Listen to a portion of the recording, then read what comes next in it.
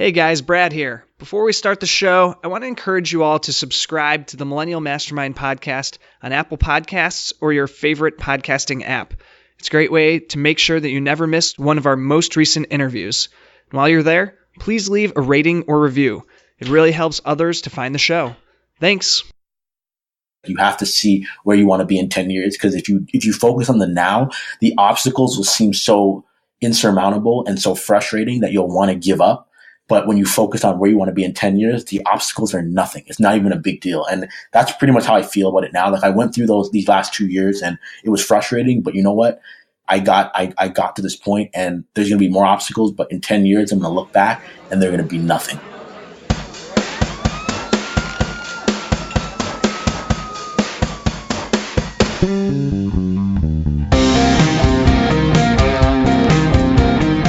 In Napoleon Hill's timeless classic, Think and Grow Rich, he defines a mastermind group as the coordination of knowledge and effort between two or more people for the attainment of a definite purpose. In this podcast, that coordination is created between you, me, and our amazing guests. Our definite purpose is achieving extraordinary results in your business and your life. I'm your host, Brad Mulvey. Welcome to the Millennial Mastermind Podcast.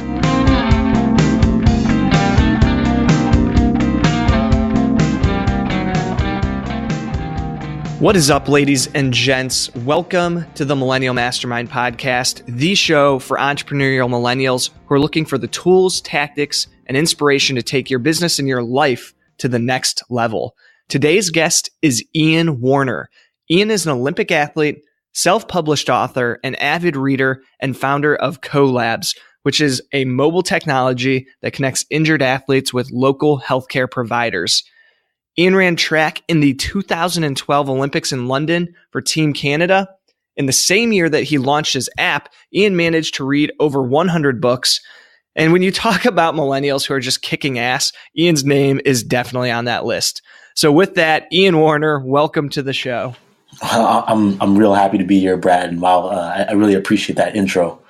Yeah, no, it was fun to do a little research into your background and just see a little bit of your journey because just reading through that, obviously, you have a pretty wide spectrum of accomplishments on there, and you're still a young guy. You're a millennial yourself in your 20s, so I'm excited to talk through some of your experiences and kind of what you learned along the way. Yeah, man, I'm excited to just teach anywhere I can and help anyone because I know the struggle and when you're kind of setting your own pace in life and doing things your own way, sometimes it can feel real lonely. So it's always good to know that there's other people out there struggling with you. I couldn't agree more. So obviously that was an impressive bio. We touched on some of those high points, but is there any gaps from that you'd like to fill in or anything you'd like to elaborate on? I think the biggest thing is just, I grew up in Toronto. So from, birth until I was 18 years old, I was in Toronto. And then I made that jump to the States. So I got a scholarship to Iowa State. So I think that's just important to know because that, leaving home and going to Iowa State is what kind of gave me the courage to do a lot of the other things that I've done with my life. And it kind of set my whole life up. Yeah, I can definitely see that. And so one thing I wanted to start off by talking to you about is this kind of weird phenomenon for me as a 28-year-old millennial is that when I'm watching the Olympics these days, I'm starting to notice that all of these athletes, or at least a significant portion of them, are now younger than I am. It's just like this weird thing where I feel like I'm not even near the prime of my life. And some of these athletes are just killing it. Some of them not even 20 years old yet. And I always wonder as I'm watching these athletes, and I wonder what is next for them after their athletic career. Is it something in coaching? Is it something related to sports? But then I see someone like you, and you went out and you actually started a business. So I'd love to hear your perspective on starting your post-track career and kind of what that transition was like for you. Yeah, no, this is a great question and a place where there is a lot of struggle right now, just throughout the world. But it's funny you say that because you're the first person, Brad, to actually talk about, watching pro athletes now and realizing they're younger than you. I was sitting with my college roommate the other day and we were watching, just like an NBA game. And I was like, you realize like some of these guys are like 19, 20 years old. And obviously, it's weird because when you're a little kid, you look at that and I think you always kind of have that, oh, well, they're older than me. That's why they're where they are. Right. But when you actually are older than them, and it's like, yeah, it changes your perspective for sure. Yeah. There's some of these guys are a decade younger than me they're just, and gals and just it's killing horrible. It. Yes. But in terms of, that setting up that post, sport career, I think one of the biggest challenges is the fact that to be a elite athlete, it does take so much of your time and so much of your effort, and you do it for so many years, and that becomes your whole identity.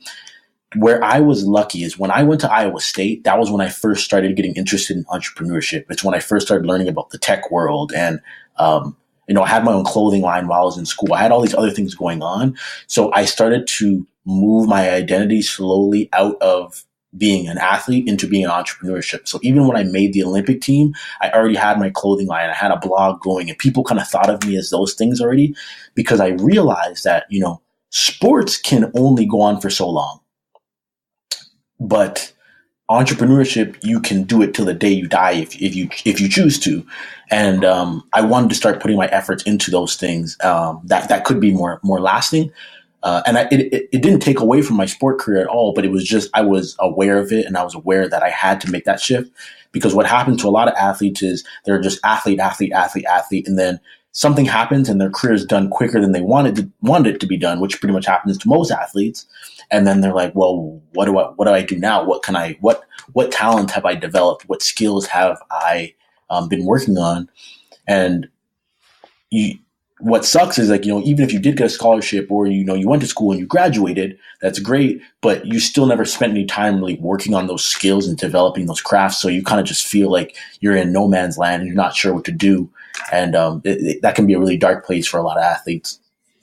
Sure. So once you kind of came to that culmination of your career on the track, what was the next step for you? Obviously, you had some entrepreneurial experience. You had the bug. So how did you go about launching your first business? Yeah. So actually, I actually didn't go straight into entrepreneurship. Right when I was done track, I did what a lot of people do when they're done college. I started applying for jobs. And it was a good and bad thing for me. I was in Oklahoma City at the time, and I got a job out there. Just kind of took the first thing that kind of came up and looked like it paid well. And I was there for 3 months. It was absolutely horrible. Like it was the worst thing I've ever done. Like I honestly, like the culture of the company was just everyone hated working there. No one wanted to make any changes. Everyone was just okay with status quo. People just complain, they after work, they would go out and they would just complain about work. At lunchtime, they want to go out and complain about work. So I spent most of my time alone because I just hated all the negativity. And that was good for me because it really developed the drive to be an entrepreneur. Like before I wanted to do it, but after seeing what, corporate America was like, and I know not all companies are like that, but just experiencing that little taste of it, I had the drive to then be like, okay, I gotta get out of this. So what I did was my wife and we started making custom made ties, which is so random. But my wife is really good at sewing. She made me this tie for a wedding I went to. And when I was at the wedding, a lot of people were like, wow, so this really nice tie. So they asked for a wedding for a tie themselves. So she started making ties for them. Then we had this one wedding party. They were like, our wedding's coming up. Can you guys do the ties for us? So I was like, wow, you guys would trust us to do the ties for your wedding for your biggest day. So then we started doing that. We started, reaching out to different people we knew were getting married. And then it just started kind of growing from there. But what that allowed me to do, it allowed me to get out of that job. I knew I didn't want to make ties for the rest of my life or anything. It wasn't like a huge passion of mine, but it was a business opportunity that made sense at the time. And it was better than working and doing the corporate America thing. So I did that for a while. And eventually my wife kind of started getting burned out. And then I found another opportunity in Arizona, which was working with a sports company that helped train professional track and field athletes. So it was a much better transition out of sport. But it was also good because I knew what I wanted to do with Co, and going out to Arizona gave me a lot of the connections I needed to really put it in place. Yeah, that's awesome. I love that you tell that story, because I think it's an important call out that your journey doesn't have to necessarily start with that thing that is the one that you're passionate about, the thing you want to do for your rest of your life. Mm-hmm. If you can start your entrepreneurial career on that foot, that's great. But sometimes it's all about just getting into the water, if proverbially, like. Yeah. And just to add into that, what you're saying is I agree with you. And I think I want to say to like the listeners that I would almost say don't start with your top idea first, because you're probably going to fail. And especially if you are brand new to it, there are so many aspects to entrepreneurship and so many things you got to get used to, that starting with something you don't care about as much is almost a better way to do it, because you can learn with that idea. And if it doesn't work out, it's not the biggest thing and the one that you really cared about the most, so that you can still kind of pick yourself back up and then be like, hey, you know what? I learned from these things and I can do the thing I really wanted to do. Yeah, that's a great point. So how did that opportunity then in Arizona transition into what has now become CoLabs? Yeah, so I had the idea for Co as soon as I left Canada and I got to the States, because I saw the differences between the healthcare system. And for those who don't know, healthcare is free in Canada. And when I say free, you pay through taxes, obviously, but when you go to the hospital, you don't have to pay any money for anything. You just go, you bring what they call a health card, and you get what you need. So growing up as a kid, like I had 3 different surgeries. I broke my tibia playing football, had surgery on that twice, and then I had surgery on my neck once. And I didn't pay for those things. If I would have had those here in the States, that would have been over $100,000 worth of surgery, which is insane. So right. I quickly, it didn't take me long to realize that like it starts to develop a haves and have-nots. Like if you don't have money and you have an athletic injury, chances are you're just going to probably stop playing your sport because you can't afford to get the surgery, or, it's going to really set back your career because it takes you a while to get, your affairs in order to have that surgery that you need, or to get the treatment, or to go through the rehab that you need to get healthy again. And I just thought that kind of sucked. But it was one of those things that I just said, someone else is going to kind of deal with the problem. And we do this a lot. We notice a problem and we know we can come up with a solution for it, but we figure someone else will do it. Years went by, no one had done it. So when I was now out in Arizona, because I was working with coaches and this place I worked at, they had this education course where they would bring in therapists and teach them, how to give therapy specifically for athletes. It was really unique how they did it, but it kept bringing all these, healthcare providers right to me. And I would just have the conversation with them. I'd say, hey, this is what I was thinking of doing. Like, what do you think of this? And a lot of them really liked it. And, this is another good point for anyone out there who has an idea. Don't, hide or hoard that idea and be like, I can't tell anyone. Talk to people about it, because it's in talking to people about it that I started to figure out the right language, the right way to explain it. I started to realize, what some of the challenges were going to be and how I could overcome some of those challenges. And it was through that period that I started to realize, maybe I'm on something. So then from there, I started testing it. I created an Instagram account. And because I was right there and I was learning so much more about injuries and stuff like that, I was using a lot of that information and putting it out on Instagram. And what started happening was people would start sending me injury questions. So I would get athletes who'd be like, hey, I hurt my back doing this. What should I do now? And that was when I got the unique insight for Co, because I realized, if you let an athlete ask an injury question, you could take that injury, their information, and their location, and you can connect them with local healthcare providers and other products that can help them, get that solution that they're looking for. So that's kind of a really cool journey into the business, starting on social media, on Instagram, and then taking that from just an idea, just a proof of concept, and rolling it out onto a bigger scale. And so now you guys have a mobile app, correct? Yes. It's a mobile app right now on iOS only. Android's going to be coming out end of the month, early February. Very nice. And so as you've gone through that process of launching the iOS app and really learning that, because that's a very different setup than posting things onto Instagram and responding to questions there. what have been some of the challenges that you've had to overcome and some of the things that you've had to learn while launching an app? Oh man. So the first thing I'll say is you need to do every job yourself so you know what it entails so that you can bring somebody in to do that job. I think a lot of times you think, well, I'm just going to hire someone to do all these things, right? That you don't know how to do. But the problem is that when you don't know something, it's very easy to be played. And when I say be played, like it's very easy for someone to just kind of BS you. So what happened is I actually was, I had a partner who was doing, because I'm not a programmer myself. So I needed to partner with someone to actually, code and do the coding for the app. And I first partnered with him February 2016. And he was like, hey, you know what? We're going to have this thing done in 6 months. So I was like, okay, cool. So 6 months came and gone, nothing.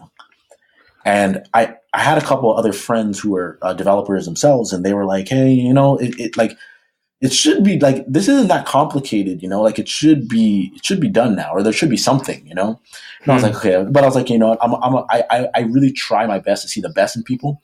So I was like, things will be all right. I was optimistic. It's cool. So the developer said, November, it's going to be done. So November came and gone. January 2017 came and gone. June came and gone. And finally, I was like, okay, this is getting ridiculous. And there was just like little things that just weren't making sense. And eventually he was like, you know what? He took a job at Ford and went to, be a developer at Ford. And just like that, he was gone. So now I'm starting from scratch. This is September 2017, so not that long ago. Wow. I found a developer. And at this point, I obviously had a lot more perspective, and I went into it with, much more perspective on how to actually bring in a developer and find a good partner. So now this guy comes in. It's September 2017. He works for 2 months and pretty much gets this thing out. So in all, I will say this. One, you got to be really smart about how you choose business partners, because, ideas sound great and it sounds all fun and dandy when you're just talking about ideas. But when it's actually time to go to work, it's a very different story. Right. And then the other thing I'll say is you got to have a long-term mindset with it. That's the biggest thing. A lot of the books that I read in 2017, I was reading so much because it was so difficult going through this, and I wanted to quit so many times, and I was so frustrated by the process. I just kept reading. And the biggest lesson I got from all these books I read was focus on the long run. Like, when you look at Jeff Bezos and the book on him in Amazon called The Everything Store, it focuses on that long term so much. It's like you have to see where you want to be in 10 years, because if you focus on the now, the obstacles will seem so insurmountable and so frustrating that you'll want to give up. But when you focus on where you want to be in 10 years, the obstacles are nothing. It's not even a big deal. And that's pretty much how I feel about it now. Like I went through these last 2 years and it was frustrating, but you know what? The app's out now. I got to this point, and there's going to be more obstacles, but in 10 years, I'm going to look back and they're going to be nothing. Absolutely love that mindset. And I want to talk a little bit more about your reading habits, because, say just the concept of reading 100 books in a year is so wild to me. I mean, you're reading a book every 3 days, 3.5 days. So how did that come about? And when did you was it a goal to read 100 books, or did you just look at one day at the shelf and say, holy crap, that's a lot of books? No, I just looked at the shelf one day, man, and I was like, holy crap. Like I'm actually really close to getting 100. It wasn't a goal, but what happened was I first set out, I was like, okay, there was a huge amount of books that I wanted to read. I went on Amazon. I spent I think it was probably about $600 just on books. And, when all these books came at one time, what happened was, I think it's like the difference between sipping water and gulping. Like if you just sip water all day, you will not drink as much as if you just say, you know what, wake up in the morning, I need to get hydrated. I'm just going to gulp it down. And that's what I had to do as a track athlete to stay hydrated. I can't sip. I don't like drinking water that much. So I just have to be like, Ian, just get this down. You got to do this. Let's go. So when I saw all these books come, I just have piles of books. I felt like I have to read more. Like I can't just have 20 books and I know that I want to get to this next book and I want to get to the one after that. And I'm not reading more and reading faster. So it started out like there, but then what happened was once I moved to Ann Arbor, which happened during 2017, I found a used bookstore here that you can buy books for $2. And then once that happened, then it was like, oh my gosh. I was buying 2017 books in many cases. Like I have Jordan Belfort's book on sale. It's called The Way of the Wolf, for example, which that just came out. I got that for $2. And wow. Yeah, then once that happened, I started getting these $2 books. It wasn't even costing me a lot of money anymore. And yeah, I just started destroying them after that. It's go time. That's hilarious. I can only imagine what that was like. That is probably one of my, I wouldn't call it a fault because I don't think buying books can be a fault, but one of the things that gets me in trouble sometimes with my fiance is when I look at my book spending habits, I'm like, oh, I got to figure out a way. I got to go to the library. And that I felt the exact same way, with my wife. It's like, man, I'm spending crazy amounts of money. And the problem is like, yes, books, I think they have one of the best return on investments, like to spend $15 on a book, what you can get back from it in terms of like money and what you can do with your life is just tremendous. But when you're spending, $300 on books, that's kind of crazy. So I definitely recommend you guys do everything you can to find a good used bookstore. Because when you find one, you can get, even if books are $5, you're still saving a ton of money. And there's nothing wrong with buying books used from Amazon. I've done that as well. And I've only had one book that I thought was kind of in rough condition. Some pages were missing, but for the most part, every book I've gotten from Amazon, most people don't even read the books they get. So they just sell them and they're in like perfect condition. So I want to talk a little bit about your routine, because obviously if you're reading 100 books, I imagine that ties into some sort of routine. Oh, yeah. Or maybe not. Maybe it's just you're squeezing it when you can. But also we connected here at 6:30 this morning on a Wednesday. You're just across the way in Ann Arbor, Michigan. I'm in Ohio. So you mentioned before we started recording that you wake up pretty early and you're sharper in the morning. So I'd love to know, A, did you have a routine with that reading? And B, does that tie into some sort of morning routine, or do you have a separate morning routine? What does that look like? Yeah. So in terms of the morning routine, so I always knew I was a morning person. I've always been that way. When I was training during college, I would get up at usually 5 o'clock in the morning. I had to go to weights. So I had to be up and ready pretty early. So I get up at 3 o'clock in the morning, and it's actually 3:10 on the dot. And why or how I started doing this is actually relates back to that job I had in Oklahoma. So because I was working full time, what was horrible about it was I had just gotten married. So that was the first time I ever experienced that feeling of being like, wake up, go to work and hate your job, then come home and you and your wife are both too tired from work. So then you just kind of veg out and then you go to bed and do the same thing again the next day. And you just can't wait for the weekend so you can actually spend time and like talk to each other. And it was so weird to me. Like, I was like, is this like all life is? Like, am I just going to do this until I die? So when we started the Thai company, I had to find time to do it, but I couldn't do it after work because I'm too tired. Like, I'm not in my stride during the evening. So I had to do it in the morning. So I started getting up at about 5, but it wasn't enough time. So I started getting up at 4. Then I read a book called The Miracle Morning, I think by Hal Elrod. And he talked about, starting the day on your terms. And it just made so much sense. So I was like, hey, you know what? Eric Thomas is a motivational speaker I always listen to. And he was the first guy I ever heard talk about getting up at 3. So I was like, okay. I remember the first time I heard him say that, I was like, no one actually gets up at 3 o'clock in the morning. This is BS. Like, he's just like saying this because he's a motivational speaker. No one does this. But that's what I was thinking when you said it. I'm like, holy shit. Yes. That's what people always think. They're like, there's no way you actually do this. So I was like, you know what? Let me do it. I started doing it, but I'll tell you something that's amazing about the human body. We forget how adaptable we are. We can adapt to the most amazing situations, surroundings. Some people can live in the desert. Some people can live in the absolute cold, and their bodies and their genetics adapt to that area over a period of time, obviously. And it's the same thing with, getting up early. It started off and it was so painful. Like I'm telling you, like the days I would end days with such a bad headache. It was so bad. But what started happening, Brad, is my body realized like, okay, this guy's not sleeping as much. We got to get him into REM sleep immediately. And my wife even noticed this. I used to be the type that would get into bed and I'd be rolling around and it would take me a while to fall asleep. Not anymore. Like when I go to bed now, I am out and instantly I'm in a deep sleep because my body knows. And getting up at 3, what it allows me to do is basically from 3 o'clock to 7 o'clock, no one's awake. I'm like, there's no one to really talk to. Even if I'm on social media or anything, nothing's really happening in life. Life is just completely slowed down. So I can just focus on doing the things I need to do. And because I'm so focused during that time period, I can get more work done between 3 a.m. and I would say 7 o'clock than most people can probably do from a 9 to 5 day.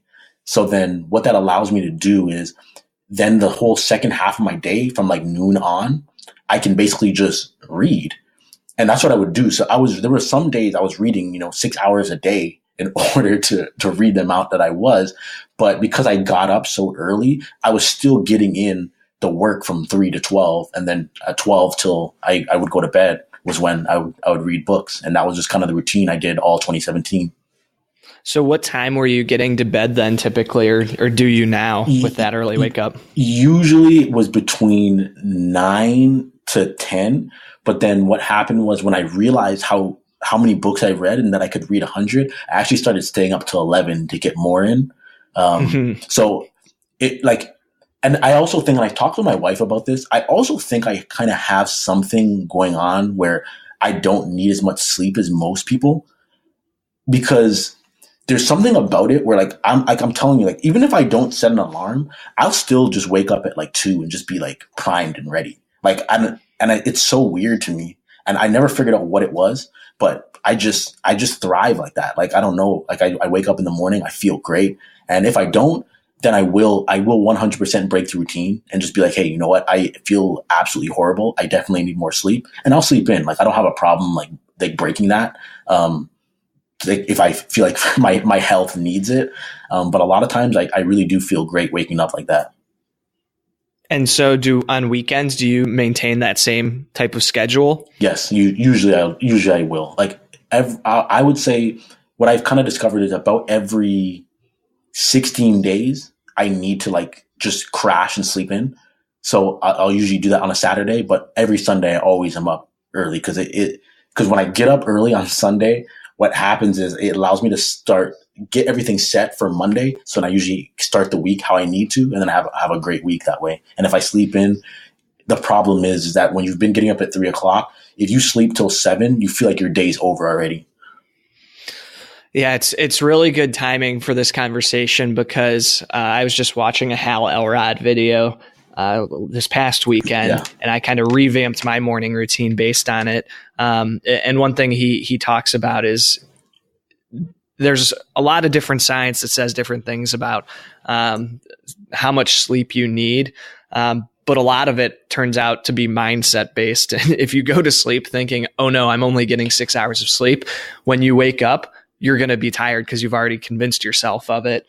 Whereas if you look at it as I'm getting 5 or 6 hours of sleep, I'm going to wake up totally like renewed and ready to go, then your body and your mind connection is just like does a lot of crazy stuff. So stay tuned, listeners, for more from Hal, because there may be an episode with him coming up soon. So yeah, that'd be a great one. And I'm telling you that what you just said, Brad, is so right. Like if you go to bed and you're excited to get up for something, and you know how you know this is true is think about when, if a kid's going to Disney World or something like that, they can get 2 hours of sleep and get up and be perfectly good.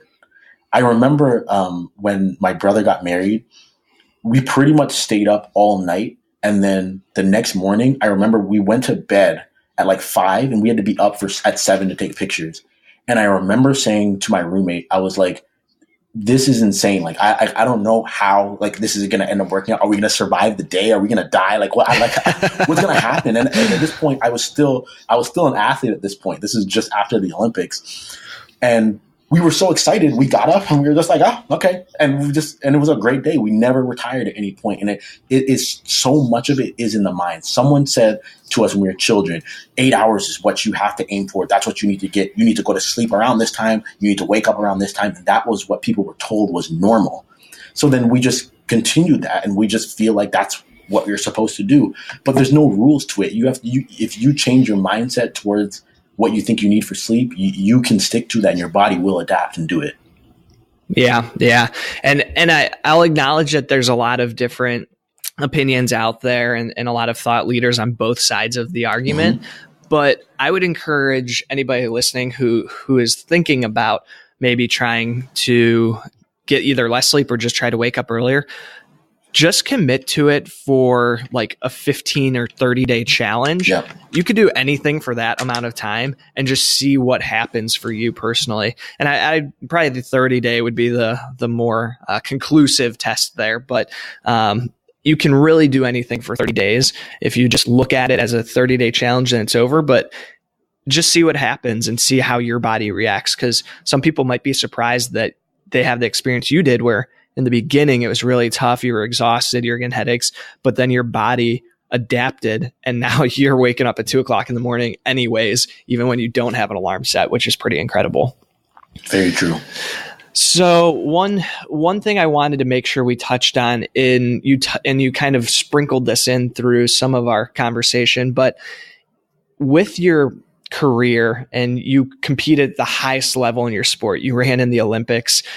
Are there any lessons that you took away from track and from sport that really stand out as something that has helped you translate into your successful career in business and entrepreneurship? Oh yeah, I would say the number one lesson that I've taken from sport is that you got to show up every day and you got to be consistent. Anybody can start something and they can do it for a week, they can, be like, I'm gonna write a book, and they can work at it for a week and then they can give up. A lot of people can do that. But in order to really have the success that people want to have, you have to show up every single day and you got to be consistent with what you do. You got to be very consistent. And it's not about taking big leaps. It's just about focusing on that stair that's right in front of you and just, all right, step up that stair. And then you see the next stair, then you step up that stair. And that's the consistency of doing those little things every single day. And over time, those little things, they start adding up into very big things. And it's like a snowball that you're rolling down a mountain, right? It just gets bigger and bigger. And then before you know it, you have so much momentum, it's completely unstoppable. You cannot stop it until it gets to the bottom and crashes into something. And hopefully that's your goal that it's crashing into. So that's the biggest thing I learned from it. Be consistent. That's huge. That's not, I wasn't expecting that answer, but I think that translates so perfectly. I mean, you've never seen a professional athlete who's been at it for a few years, right? These are people who have dedicated their lives for the most part and every day, day in and day out to getting better and becoming the best. And it's so true within business as well. And just to add to that, the one thing that is tough about pro sports is a lot of people, or just sports in general, a lot of people attribute success, unfortunately, just to genetics. They just say, well, the reason LeBron James is good is because he's 6'8", and if I was 6'8", I would be right as LeBron James. But it's like, no, it's like, yes, you do have some God-given talent. I had the God-given ability to run fast for sure, but I have a lot of friends I grew up with in Toronto that had the same God-given ability, but they weren't willing to show up every day. They weren't willing to come to practice every day. They weren't willing to do the little things every day consistently, year after year, decade after decade, and continue at it, and because of that, they weren't able to get to the point that I was able to get to. And it goes for everything. It applies to business and everything else we do. It's about showing up every day. You might have a gift of, being good at building teams or leadership or whatever the case is, but to really see that foster into your fullest potential, you have to be showing up every single day with it. Yeah. And Gary Vaynerchuk does a great job of talking about this, of people thinking that entrepreneurship or business is different than a sport and that you can just pick it up and be really good at it at a pretty quick period of time. And it definitely is something that takes practice, takes learning, takes reading 100 books in a year to really be able to hone in on some of those skills that are important that lead to success. So Ian, where can people find more about you? Where can they check out collabs? Because I know that people are going to be interested in learning more, and especially learning more about what you're up to and following you in your journey. Yeah, so if you want to connect with me, you can find me. Twitter or Instagram is a great place. On Instagram, I post a motivational video every single day, and my handles on both of them are Ian Warner 310, and that's how I hold myself accountable to getting up at 310. I changed my whole handle, and my dad was like, "Well, what are you gonna do when you stop getting up at 310?" So I gotta hold on to that now. But if you want to know anything more about Co, if you have a iPhone, you can find us on the Apple Store. Just type in KHO, and it will come up. If you want to follow us on social media, our handles are at KHO_LABS. That's co_labs, and or you can go to collabs.com. Either of those work, and yeah, that's where you can find of those things at, and yeah. Beautiful. And we'll make sure to have all that linked up in the show notes. And you can also find that either in your podcasting app or at millennialmm.com/podcast. So final question, Ian, what advice would you give to any millennial who's considering starting a business? I would say the biggest thing, if you are a millennial and you are wanting to start a business, do not overthink it. You just got to start. Break down what you want to accomplish into small goals and then into tinier goals, and break it down into a goal that is so small that you can accomplish the first step like in the next 5 to 10 minutes. And that's how I get rolling on things that I do. I make it so small that, the first step might just be getting a notebook and putting down some of your ideas. Then next, you've got something done. You've checked something off. Mm-hmm. Then you go to the next small goal. And before you know it, when you start doing these little tiny itty bitty things, then you've accomplished a big first step. And then you're on the staircase, and then you just got to keep going from there, keep climbing. That's what I would say. You just got to get started. If you have a job, then start getting up earlier and working on it, or, work on it on weekends. If you don't, if you're not really sure what to do, then, just get started on something. Find a way to start making some money. It doesn't have to be the idea. Just start bringing some, make that first dollar, and you never will know where it will take you from there. But you will never get anywhere if you never get started. I love that advice, and I think that's a great place to wrap it up. Ian, thank you so much for joining us today. I had a ton of fun in this conversation, and I know everybody's going to love it. Hey, I'm just blessed to have this opportunity, and I hope people could take away anything from this. And if you want to reach out to me anytime, people, I'm always happy to help.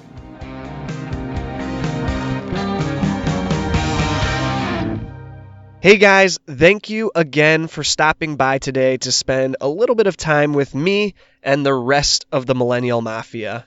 Just a reminder, you can find all of today's show notes at millennialmm.com/podcast. And if you haven't heard yet, I'm opening up my calendar to you, the listeners, to hop on a 15-minute call with me. The sole purpose of this call is to connect and get to know each other. I want to forge true relationships with you so that we can build up an amazing network and community of ambitious millennials who are going to be the leaders and influencers of tomorrow. If you're interested, please just go to millennialmm.com/call and snag a 15-minute time slot. I look forward to connecting with you. Peace out.